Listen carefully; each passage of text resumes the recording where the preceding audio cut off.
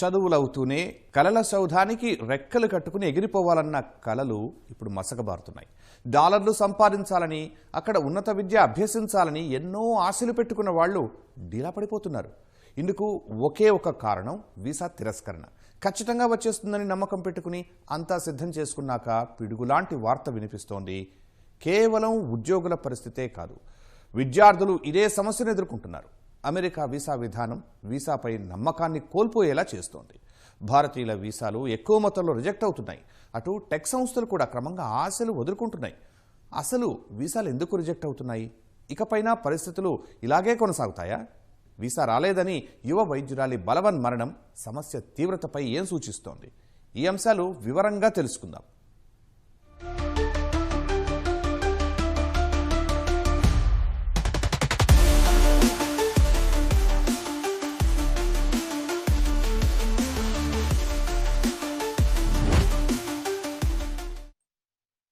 చదువులు కాగానే విదేశాలకు వెళ్లిపోవాలని ఎంతో మంది కలలు కంటుంటారు. అక్కడే స్థిరపడాలని కొందరు, 4 రాళ్లు సంపాదించుకుని మళ్లీ స్వదేశానికి తిరిగొచ్చేయాలని మరికొందరు ఆరాటపడుతుంటారు. ఇలా వెళ్లాలి అంటే తప్పనిసరిగా వీసా ఉండాల్సిందే. ఈ వీసా కోసమే దేవుళ్లను ఎన్నో మొక్కులు మొక్కుకుంటారు. ఎలాగైనా గట్టెక్కించాలని వేడుకుంటారు. ఓ రకంగా చెప్పాలంటే వీసా అనేది చాలా మందికి ఓ ఎమోషన్.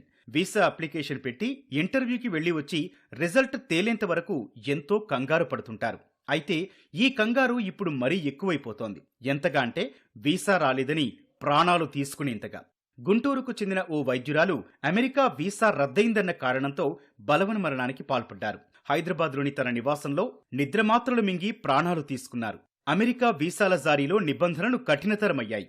ఈ కారణంగానే ఆమె H1B వీసాను J1 వీసాగా అప్గ్రేడ్ చేసుకోవడానికి దరఖాస్తు చేస్తే తిరస్కరించారు. ఈ మనస్తాపంతో ఆత్మహత్య చేసుకున్నారు.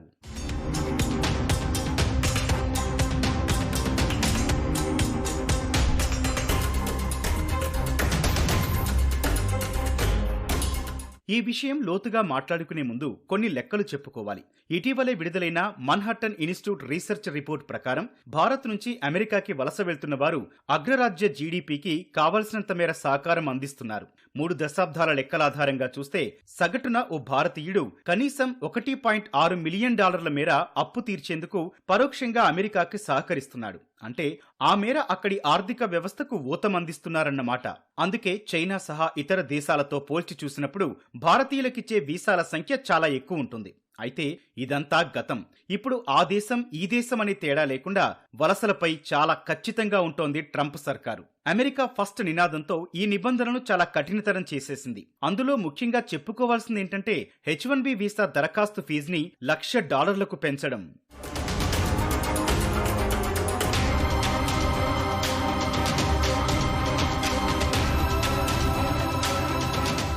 భారత్లోని టెక్ కంపెనీలకు ఇప్పుడు పెద్ద ఆపద వచ్చి పడింది. అదేంటంటే అమెరికా వీసా రిజెక్షన్ రేటు పెరగడం.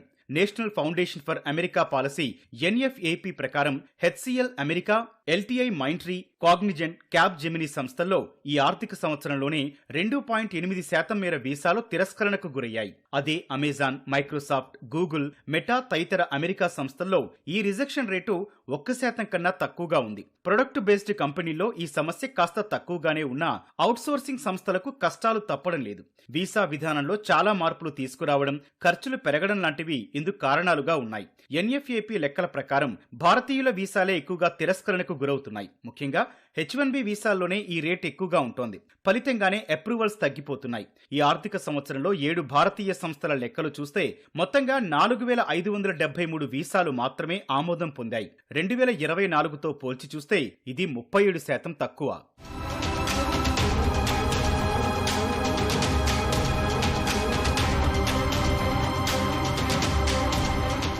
ఈ స్థాయిలో వీసాలు తిరస్కరణకు గురి కావడానికి కారణాలేంటి?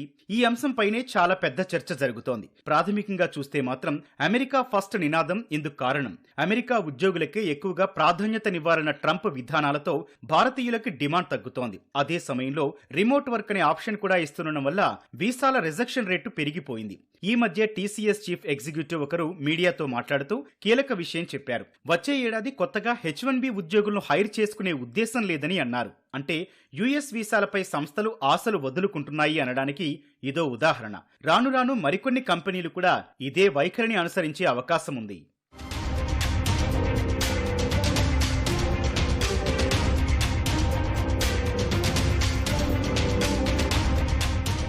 ఇక విద్యార్థుల విషయము ఇంతే ఆందోళనకరంగా ఉంది. F1 వీసాలు కూడా భారీగానే రిజెక్ట్ అవుతున్నాయి. గతంలో ఎన్నడూ లేని విధంగా విద్యార్థుల సోషల్ మీడియా అకౌంట్స్ పైన ప్రత్యేకంగా నిఘా పెట్టి వాటి ఆధారంగా వీసాలు తిరస్కరిస్తున్నారు. ఈ నిబంధనలు, ఆంక్షల కారణంగానే అమెరికాకి మాస్టర్స్ కోసం వెళ్లాలనుకుంటోన్న విద్యార్థుల సంఖ్య తగ్గుతోంది. ఓపెన్ డోర్స్ అనే సంస్థ ఇటీవల చేపట్టిన సర్వే ఇందుకు సంబంధించిన లెక్కలు వెల్లడించింది. ఈ లెక్కల ప్రకారం 2024-25 మధ్య కాలంలో గ్రాడ్యుయేషన్ కోసం ఎన్రోల్ చేసుకున్న వారి సంఖ్య 1,77,000కు పైగా ఉంది. అదే 2023-24 మధ్య కాలంలో ఇది 1,96,000కు పైగా ఉంది. రాను రాను ఈ సంఖ్య ఇంకా తగ్గే అంచనాలున్నాయి. జర్మనీ, ఆస్ట్రేలియా లాంటి దేశాలకు వెళ్లేందుకు విద్యార్థులు ఆసక్తి చూపుతున్నారు. మొన్నటి వరకు కెనడాకి వలసలు బాగానే ఉన్నప్పటికీ ఇప్పుడు భారత్, కెనడా మధ్య సంబంధాలు అంత బాగా లేకపోవడం వల్ల అక్కడ కూడా రిజెక్షన్ రేటు పెరుగుతోంది. ఇంతకుముందు ఏదైనా వీసా రిజెక్షన్ ఉన్నా కూడా మళ్ళీ స్లాట్ ఇచ్చేవాళ్ళు. స్లాట్కి వెళ్ళి యూజువల్లీ వీసా వచ్చేది. ఇప్పుడు అసలు రెగ్యులర్ స్లాట్స్ కూడా రిలీజ్ అవ్వట్లేదు. సో దీనికి రీజన్స్ ఏంటి అంటే అక్కడ ఉన్న అన్ఎంప్లాయ్మెంట్ అవ్వచ్చు, హౌసింగ్ ఫెసిలిటీస్ లేకపోవటం వల్ల, వీటన్నిటిని దృష్టిలో పెట్టుకొని ఈ క్యాప్ అనేది బాగా రెడ్యూస్ చేశారు. సో దీనివల్ల ఎంతమందిని తీసుకోవాలి అనేది దాని మీద చాలా రెస్ట్రిక్షన్ వచ్చింది. So it's not just about your profile. Me profile ఎంత బాగున్నా కూడా అక్కడ ఉన్న సిచ్యుయేషన్స్ గురించి కొంచెం మనం అవేర్నెస్ తెచ్చుకొని ఎనలైజ్ చేసుకొని దాన్ని బట్టి మనం ప్రిపేర్ అయితే బాగుంటుంది. అమెరికాలోని ప్రస్తుత పరిస్థితుల వల్ల కూడా వీసాలు ఆమోదం పొందడంలో ఆలస్యం జరుగుతోంది. కొద్ది వారాల పాటు అక్కడ షట్ డౌన్ పాటించారు. ఈ సమయంలో వీసాలకు సంబంధించిన కార్యకలాపాలు నిలిచిపోయాయి. సాధారణంగా H1B వీసా అప్లికేషన్ పెట్టుకునే ముందు డిపార్ట్మెంట్ ఆఫ్ లేబర్ నుంచి లేబర్ కండిషన్ అప్లికేషన్ LCA జత చేయాల్సి ఉంటుంది. ఇది ఉంటేనే H1B పిటిషన్ కి ఆమోదం లభిస్తుంది. అయితే షట్ డౌన్ కారణంగా కొద్ది వారాల పాటు ఈ సేవలు నిలిచిపోయాయి. ఫలితంగా వీసా అప్లికేషన్స్ ని పక్కన పెట్టేశారు. ఈ కారణంగా చాలా రోజుల పాటు వీసా మంజూరు ప్రక్రియ ఆగిపోయింది. కొత్తగా అప్లై చేసుకునే వారితో సహా కంపెనీ మారిన వారికి గడువు కొనసాగించుకోవడానికి కూడా సమస్యలు ఎదురయ్యాయి. ఇక్కడ మరో ఇబ్బంది ఏంటంటే H1B వీసా ఉన్న ఉద్యోగిని కంపెనీ తొలగించినప్పుడు 60 రోజుల గ్రేస్ పీరియడ్ ఉంటుంది. అంటే ఆలోగా మరో కంపెనీలో ఉద్యోగం తెచ్చుకోవాలి. కానీ ఇప్పుడున్న పరిస్థితుల్లో ఇది కూడా సాధ్యం కావడం లేదు. అందుకే వీసా రావడం లేదని కొందరు బాధపడుతుంటే వచ్చిన తర్వాత ఇలాంటి సమస్యల్లో ఇరుక్కొని మరికొందరు ఇబ్బందులు పడుతున్నారు. అమెరికా వీసా విధానాలు కఠినంగా ఉండటం వల్ల వీసాలు తిరస్కరణకు గురవుతున్నాయి. ఇది ప్రాథమికంగా చెప్పుకునే విషయం. అయితే మరికొన్ని కారణాల వల్ల కూడా వీసా రిజెక్ట్ అయ్యే అవకాశం ఉందని చెబుతున్నారు నిపుణులు.